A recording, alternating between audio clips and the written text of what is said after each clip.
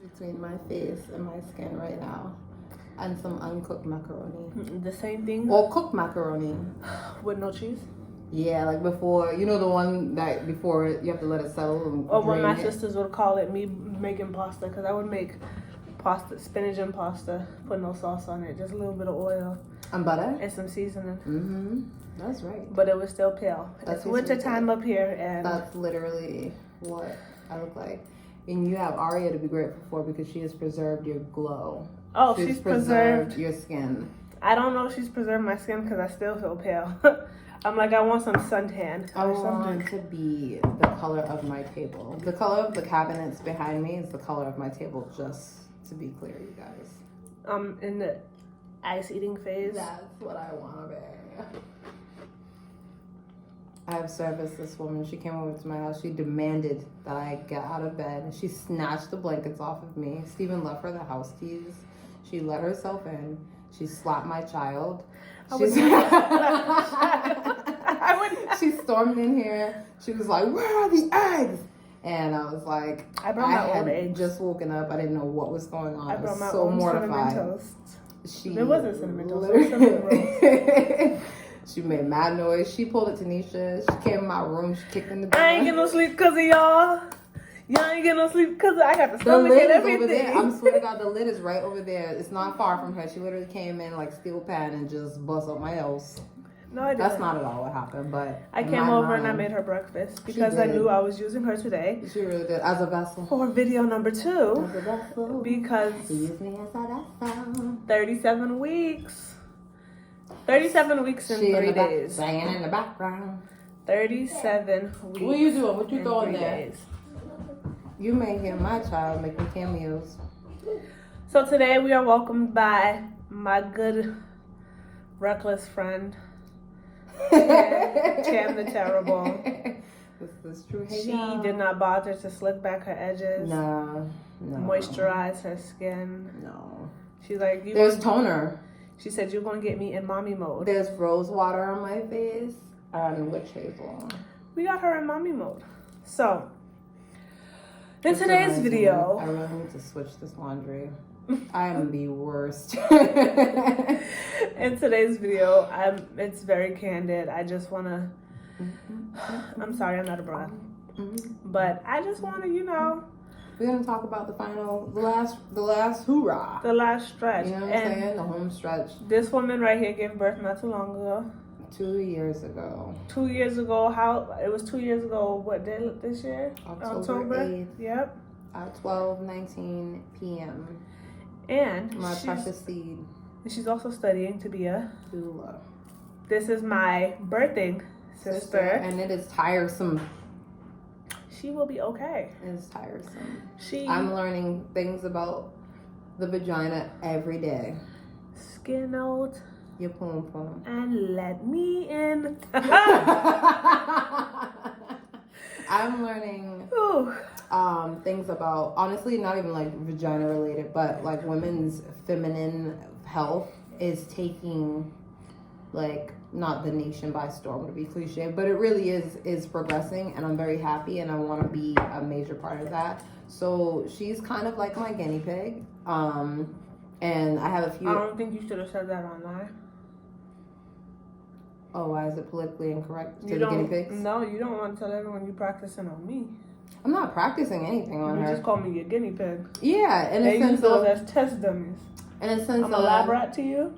You gonna poke me and pick me and prick me? Absolutely not. But what will happen I'm just being an asshole. That's why I ignored you. Upon birth, I have intention to be in the room. I will be able to see, aside from like firsthand, videos and stuff like that, but I will see in real time the opening. See, and a lot of people don't know the this. life coming. So a lot of people don't know this. When you do give birth, depending on the hospital, you are allowed 5 people in your room. Which is crazy because it's like, at the end of the day, that's too much. Like your birthing sister. Everybody's all around you like. Your birthing sister and your birthing sister and or doula count as staff. So Tamera is counted as staff. Tamara's focus. I'm literally about to be in there with a staff shirt on. So let me like the security type ones. So let me map out what's gonna happen. I want to try my hardest. Wait, correction. Let her map out what she believes is going to happen. What I want, my goal, all right? And I'm gonna tell you right now, I might have these plans today, and tomorrow I might wake up and be like, you know what? With the hopes. So my plan is to have a natural birth. Absolutely. No epidural. I want no kind of what do they call that? When they have to, I can't think of the word. Anesthesia. Not anesthesia. When they have to, no induction. Oh, right. But that only transpires when you are past your due date. Right. Or there's something seriously wrong and they have to get the fetus out of Those there. are the only 2 times where epidural will only be needed if I need an induction.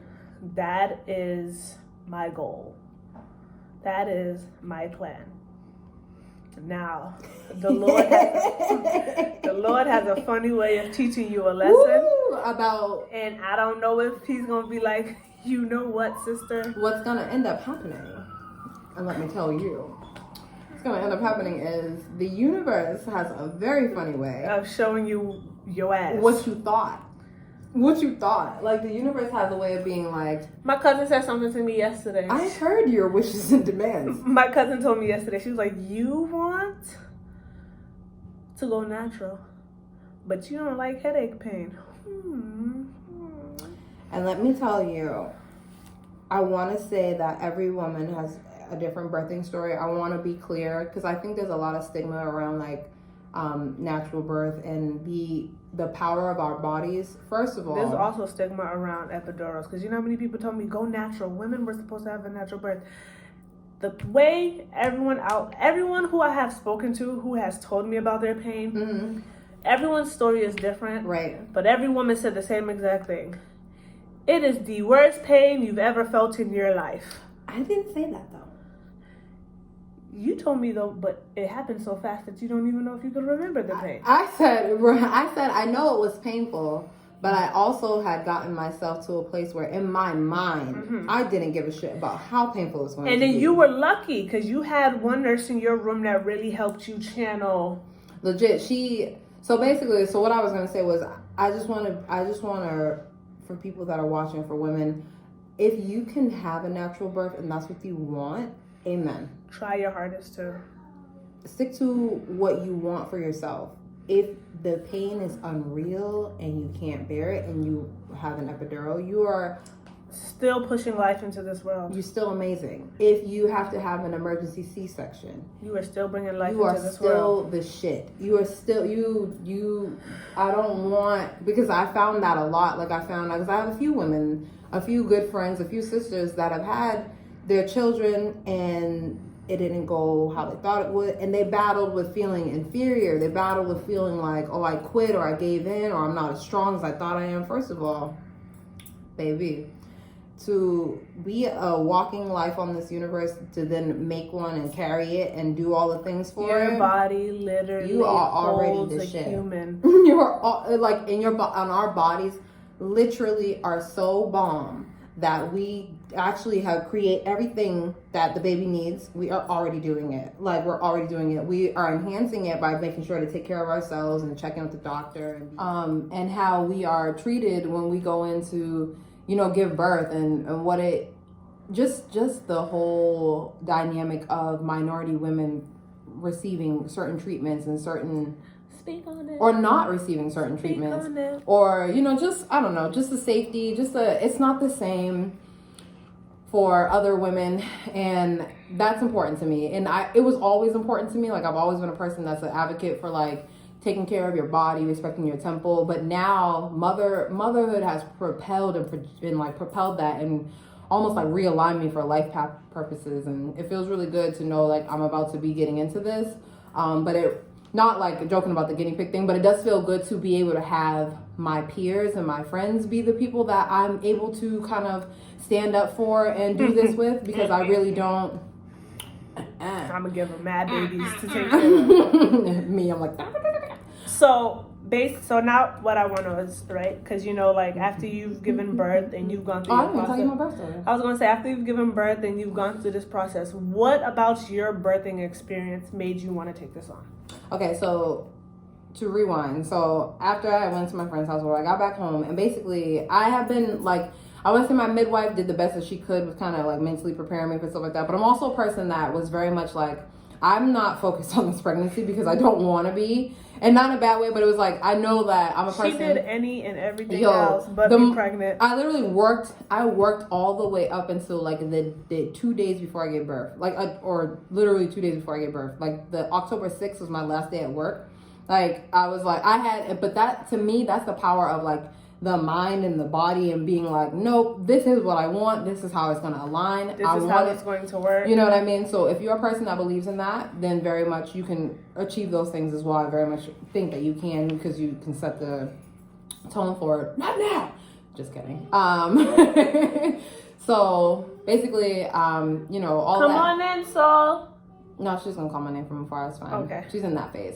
Okay, so whatever. So I get back home. Basically, my mucus plug drops, and now I'm in active labor. I did not call the hospital. I didn't ask my midwife anything. I actually called my sister because she has 3 children. So I was like, okay, sissy, I believe my mucus plug dropped. What now? She said, the waiting game. I said, cool. So and that's what scares me, because everyone tells me, listen, your water could break, your mucus plug can. So my water never broke. So. You could be in labor for 3 days. So I was in active labor. So my contractions were very gracious to me. They didn't start coming on until so that Saturday, literally I was in the house. First of all, they say you start nesting and cleaning and doing all this crazy stuff. Well, first of all, I was already cleaning because we were in the process of moving. So I had a lot going on in my house. Like we were moving from downstairs to upstairs. So it was a lot. So I don't think my mind connected I'm nesting right now. I'm doing over cleaning and da-da-da-da. So I basically was like, okay, cool. So I text my boyfriend. I'm like, okay, Steven, this is what's going on, yada, yada, yada. And he's like, oh, 1 moment. I'm going to entertain the child. Here you go, baby. Let me tell you something. YouTube kids, download it and send them. Don't let them all be that they do, but we'll get into that later. So, whatever. So I was very confident in wanting a water birth, an active water birth. We don't have a lot of that in Massachusetts. So certain things that I was looking for that I could not find while I was pregnant really reiterated for me to okay, I got to make these stationaries for women. I have to. You got to do something. Yeah, help create these institutions. We need more doulas. Doulas, real doulas. They were all on the north side. I would have had to pay I would have had to give soul away in order to pay for her. And you know what I'm saying? If you want a natural birth, it's one center quoted me $1,500. And that just depends on how far along you are in your labor. And which is scary to me because what do you mean you call me? I know birth and money and everything. Hospital is all business. It's expensive. But and then I thought she was still with you. And then another thing too you look at is birthing centers only keep you for 10 hours after you give birth. Boop.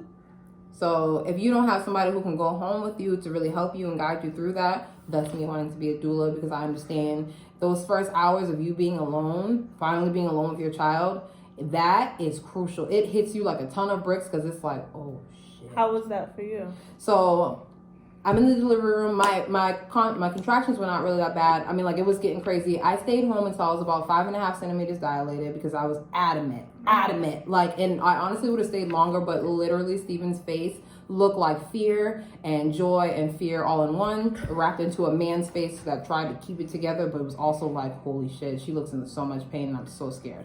So go to the hospital, 6 a.m. I don't get, they put you on the machine, they monitor the baby, blah, blah, blah, blah. So I don't get in the room until I'm about 7 centimeters dilated. Then it's game time. My mom's in there with me. And I'm a big water person. For pain, I don't take medicine and stuff. I'm a sniff of oil or think it away type of person. I really, really believe in the power of the mind. So I was sitting in a shower and I just had my mom, I stripped down and my mom was holding the shower head over me. And I was like, could you please put that water on Saint tonic or possibly lava? So they didn't have that feature. So it got as hot as it could. It wasn't it wasn't project heat, which is crazy because BMC is in the hood. I thought you would have project heat. And now, sorry. So I don't. BMC's not in the hood. It's not. It's hoodish. So Is it Roxbury? What is that area? It's Roxbury, but you also got to think about where BMC is with all the brownstones. It's in the hood. It's Mass Ave-ish. So, sidebar, tangent to her story. I am delivering at BMC. They now have something called hydrotherapy. Which is just convenient. And I'm bitter. I can sit in a warm tub for as long as I want to prepare. Yeah. And you sit in the tub, it's 2 hours on. They were actually building that center while I was pregnant. So I am grateful to have, because y'all I'm grateful for it to be there now and to be active and water useful. really does something. It really does. Like, that is while I was at home in labor, it was like 3 a.m. and I sat in the bathtub and I don't got no shower. I got a shower. I got a small girl, baby. Y'all don't live in Boston. Y'all don't understand. But if you live in New York, then you know. New York, if you live Think of a studio apartment. Think of a closet. That's bathroom, my shower. My bathroom is as big as a closet. There's a toilet, there's a shower, there's a sink. And there is hope. To turn around and get the hell out. Me and my belly be struggling. Like, I gotta wash my belly, then turn around and wash my back. So, it's one of those things where it's just like... in the shower like Lil' Kim talking about... I want to try and stay at... I want to do similar to that, because that's one thing that a lot of women, like a lot of my friends who did have natural births, they told me... The power of water. If you want... and not even that. Ooh. If you want a natural birth, do not go into the hospital as soon as your water breaks and your mucus plug goes, because there's like, the longer you sit with those contractions and those pains. And baby, they gotta put you on that damn monitor for a good half an hour. You will be squirming because there's nothing you can do. You just have to, it's so uncomfortable. It's like, okay, like, and are you sure the shot ain't ramming out my, are you sure she ain't coming yet? And they're like, girl, and they come in and they're like, oh my God, you're only 6 centimeters dilated. Still 4 more to go. And I'm like, I want to put my hand up there and pull her out now. Like, but you know what I'm saying? Like, and it's not the pain for me. It was just like, it was discomfort. It's literally like, imagine you just, no.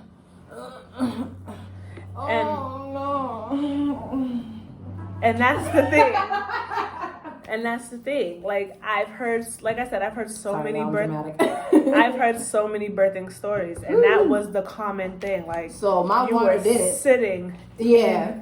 So my water didn't break, right? So, okay, my water didn't break when the mucus plug came. So I was like, all right, I'm chilling, because in my mind and stereotypically, and even though I was 28, I thought that, you hear enough about pregnancy. In my mind, it was like, oh, okay, water breaks.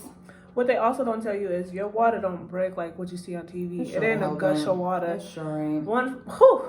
I watched one video. Like, if you need to pee and you go to the bathroom and you're peeing and you think like, oh, I'm just peeing. One good video to watch.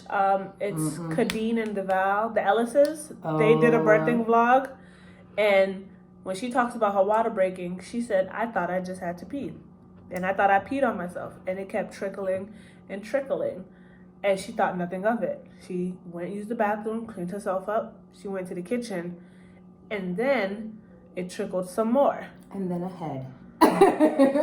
So listen, like, just, your water's not a... But I want everybody to know, like, you are very in tune with your body. So even if you are a first-time mom... She lying, because, listen, I might go to the bathroom thinking it was just a lot of piss. And then my water broke. And I'm going to sit back down. But that's okay. That's okay. You know what I'm saying? Because your water breaking to me is natural. But what I think our bodies notify us of is that something is not right. Like, because your water breaking is a kind of a natural process in pregnancy, your body's like, okay, that's the next step, cool. You know what I'm saying? Your body's not like, alert, alert, alert. Your body will more alert you. I think for me, contractions and Braxton Hicks and all stuff, like, it was like, no, like, hey, no, for real, like, pay attention to me this time. So when I say to her, because she'll be like, is this normal? I literally don't look up from her. Like, I'll be on my phone. She'll be like, Tam, no, this is around. I'm like, no, it's pretty normal. And my cousin does the same thing. My cousin's just like, you want this baby to hurry up and come. So every little thing is going to be, oh, is it time? Is it time? Is it time? So I get that. Because she don't have no patience. I don't have patience. And she's doing that time. And she's bright. She's bright. So now game on.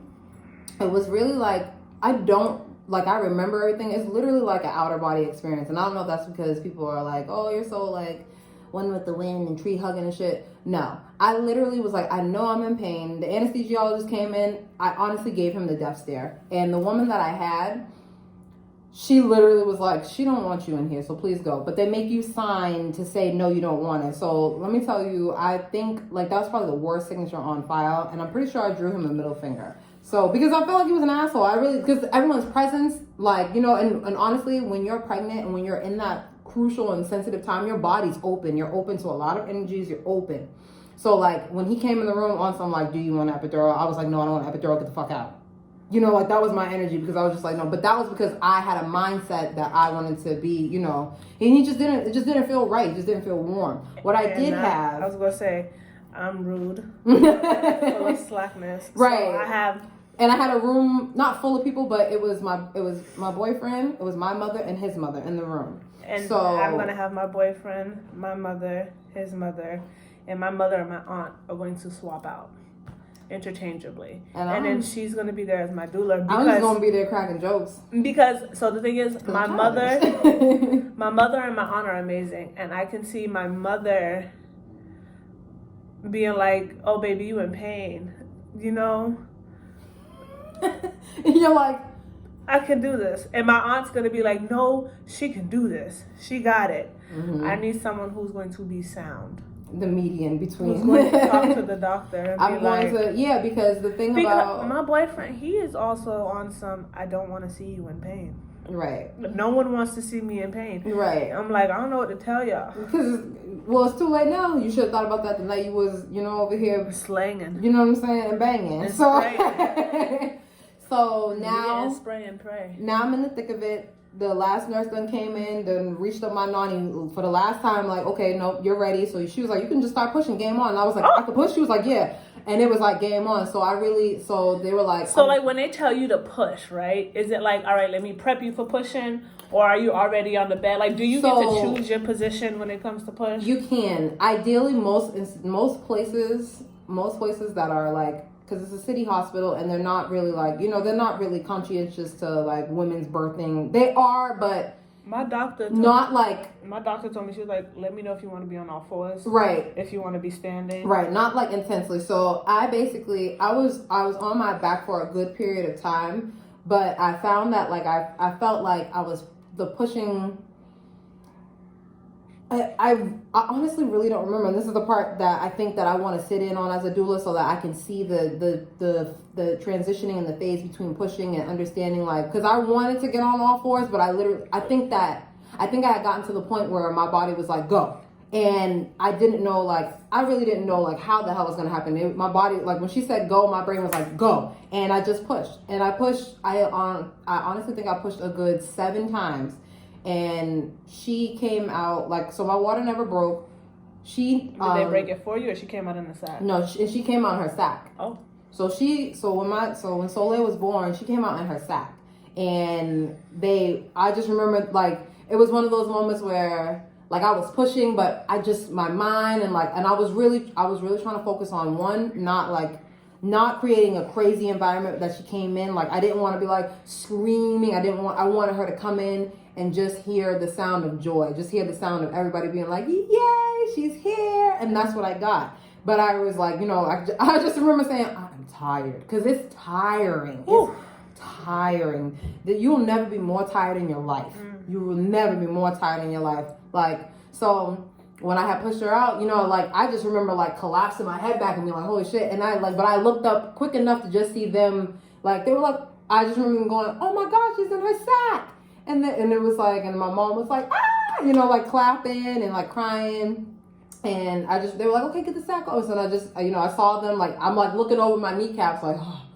And I just saw them, like, they were ripping her sack open. And I saw her hand like pop out, and like the one hand that she, like, if you know that's her, a true testament. it's the same hand that she be pointing people. Yo, for real, like this, she be like this one. Like, it's the same hand that she be pointing. She done been here before. This child been here before. For real, she's quite familiar. Mm-hmm. She an ancestor. And so, you know, all that went down, and I was just like, wow, like that was crazy, like, you know. And when they come in to, when they're coming in to stitch you up and stuff like that, I cope with humor. So the first thing I was like, yo, doc, I was looking down there. Is it, how I'm doing? Is it bad? Like, and it's a guy. Yo, why? It was two people. It was a guy and it was a male and a female, whatever, like that. So doctor starts laughing. Everybody in the room starts dying because they're like, yo, really, Tamara? Like, for real? And I'm like, what? Like, I want to know how bad it is. I want to know. And they were like. So then he goes, you gotta get vaginal rejuvenation. Yo, so listen, because them steams was on deck, baby. Because I had a whole rites of passage kit waiting for me at home. I had a belly wrap. I had my herbs bath. I had it all. I was prepared. And so, you know, but these are things that as a doula I want to do for other women, because a lot of women are not in tune. They don't know that there's just certain things, like, you know, I don't want to break tradition is saying like, oh, you know, when you get home you should stay home, but you should stay home for the first 6 weeks because your body you literally just went through shock. And that's where we're gonna have disagreements on. You know what I'm saying? Like your body went through shock. That's where we're gonna whether you want to believe it or not, because your mind is like, oh, that wasn't bad. Like, I actually did, but your body has to catch up now. Your body's like, okay, yeah, mine, you did all that, but I did all of that. So give me a second. You know what I'm saying? Like, you're still open. And whether you take that in a spiritual meaning or literally on a health conscientious meaning, because you really are open. You didn't have surgery, but you could wait a day or two. You know what I'm saying? But I know some moms. She said 6. She told me I can't leave the house for 6 weeks. I did. I don't know who this bitch thinks she is, but you're doula in training. I'll leave the house if I necessarily need be. But so, what advice? At 6 weeks in a day. You could be on that porch, baby, shining titties to the wind. You can't say 6 weeks because she has a 1 month checkup. Yeah. Oh. You could leave. So. And come right back, because that's what I did. So, okay. What advice do you have to give to expectant mothers? Because I ain't following that bullshit. What advice do you have to give to it? She's gonna hate me. No, I think it's all good, because I had the same mindset, and then I really had to, like, when you feel your insidey parts getting back to where they're supposed to be, that's a strange ass feeling. You ain't gonna want to be out. But this is the thing. When your pussy shrinking back. Tamara's not telling y'all. We also live in Massachusetts, in Boston, of the Massachusetts. It's 3 degrees. It will be in winter. And that's really why I don't want her out. Anyone who knows my ass knows, unless it's a meal, I don't leave. 3 degrees outside. I'm not leaving. So she's talking on this yang. We all know Kamaya's not going nowhere. It's too cold. That's why I said 6 weeks in a day. Like, the day she might get up and go on the porch to get the food that I delivered. I might go out somewhere for like a quick 3 hours or something and come back, but I'm not out gallivanting the road. But also, this hussy is very tired, and she is an early bird special. So she will say, she called me I'm coming for 3 hours. I'm going to hit her up at 7 p.m. Like, okay, Kim, no, my you still want to come by? She'll be like, but 3 hours is from 3 to 5. She gonna go. You 7. took too long. It's 7:01. You know how I feel about that. It's not daylight outside. It's no snow on the ground. But what advice do you have to give? What advice do you have to give to expectant moms? I want to genuinely tell you to, above anyone, above your significant other, your midwife, above your doula, listen to your body. Believe that if you know that you're a hypochondriac, and even if you don't, but if you let me tell you, I think everything is wrong, and my medical bills state that I think everything is wrong. So I'm glad we met, so I could tell her, because she really be like, I'm going. Nah, because I'm gonna be honest. I'm gonna be honest with you. Sometimes they send you home. I've also made the mistake of watching videos of other people's birthing pregnancies. I watched one video with the girl where her doctor sent her home. She was 36 weeks. Yep. Her doctor sent her home, and it was like, no, it's just Braxton Hicks. And she was like, no, my water broke. He was like, no, you could have urinated on yourself. And 6 hours later, her baby was crowning. So, I check out everything, okay? And listen to your body, for real. Listen to your heart. You will absolutely know, you'll know. I know doctors are equipped to tell you, midwives. I think that if you can do yourself a service of possibly finding a midwife over a doctor, the only reason why I say that, obviously you'll see a doctor, but I say a midwife is because doctors are trained to be very sterile. They're very trained to be doctors like, are trained you are pregnant, to be doctors. this is what's happening, this is where your body is. They by the book, there's no compassion. Yeah, you know what I'm saying? Like, and they know, not all of them, just no, some. not all. But they know the variables. They are, they're very used to dealing with, pregnant women. It's kind of like if you work in a line of, you work in a particular line of work, you know that you have a particular customer. If they come in, you're like, oh, I know he don't want nothing, but one day he might surprise you and actually come in and buy a whole shitload of things. So it's kind of like that when it comes to doctors. It's like, for the most part, they know what they know until they're like, oh, wow, we really didn't know that. New discovery. And you know what I'm saying? And then it could be for bad sometimes, because it's like, I've been trying to tell you this because I know my body, but I know you're a doctor and I'm up against, your medical and your accolades and shit like that, but I know my body. So definitely first things first, always listen to your body.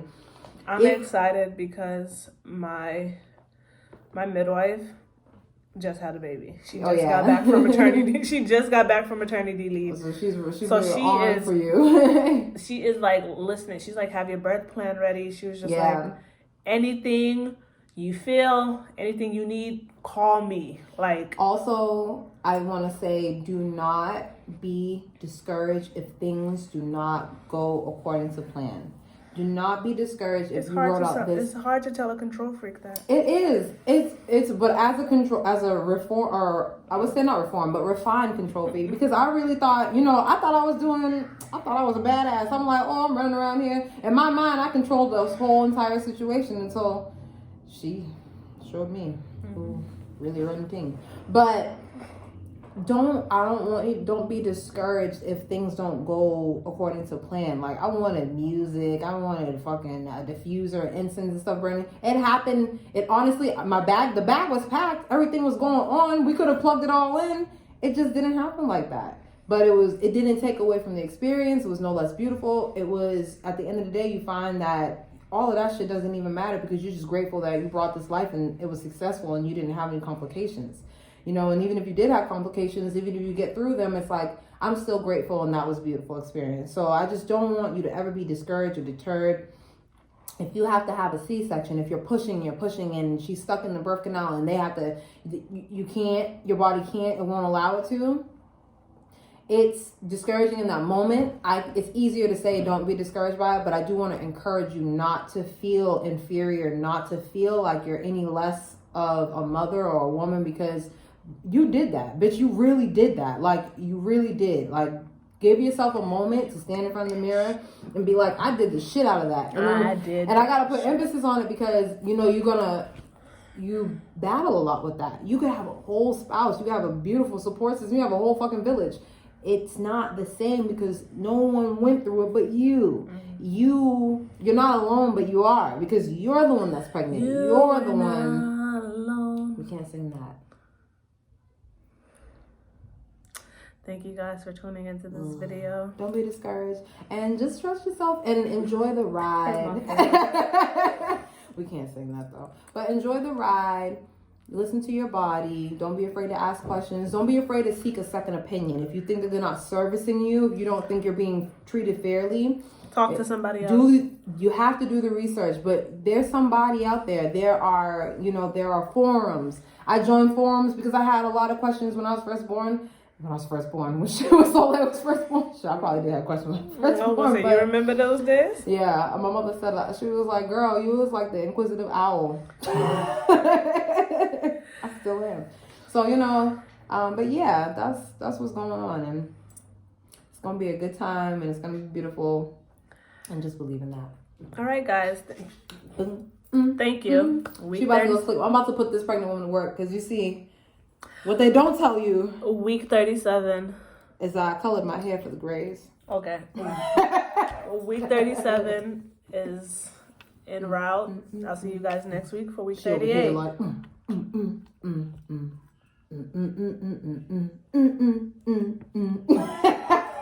Bye.